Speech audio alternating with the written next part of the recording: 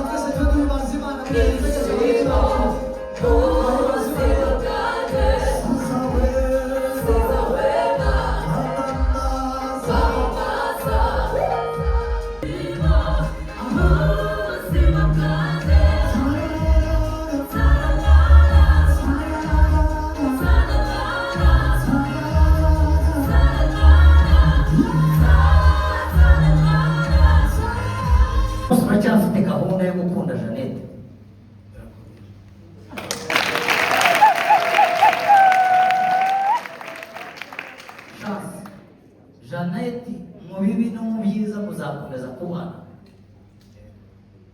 Yego. Mera mikrofone. Jeannette. Namubishije Karame n'umugeni mwihangana. Naho ndagabye. Nyuma y'amagambo maze kuganira, uracyafite gahunda yo gukunda Chance? Mu bibi no mu byiza uzakomeza gukunda Chance? Yego. Imana ikomugisha mwinshi cyane. Chance, zamura ukuboko kwawe kw'iburyo. Uzamure cyane. Mwegeze mikrofone. Asome iyo ndahiro. yewe Chance Nkundimana tariki ya 2 Gicurasi 2026 ndahiriye ku mugaragaro imbere y'itorero ko Mbabazi Jeannette abaye umugore wanjye isezerano tukazabana akaramata ku ijambo ry'Imana rivuga sinzamuhemukira muri byose kandi nta kizantandukanya nawe keretse urupfu. Imana izabimfashamo.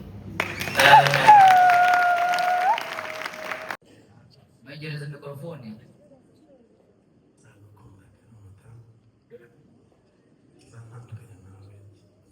Chance itonde. Umunsi n'umura muri gitondo. Ibwiriza icyo gukora Chance, none se ukuguru ni gutyo. Imana ibaho umugisha mwinshi cyane. Ngaho mwereka aba bantu babanza bamurebe neza.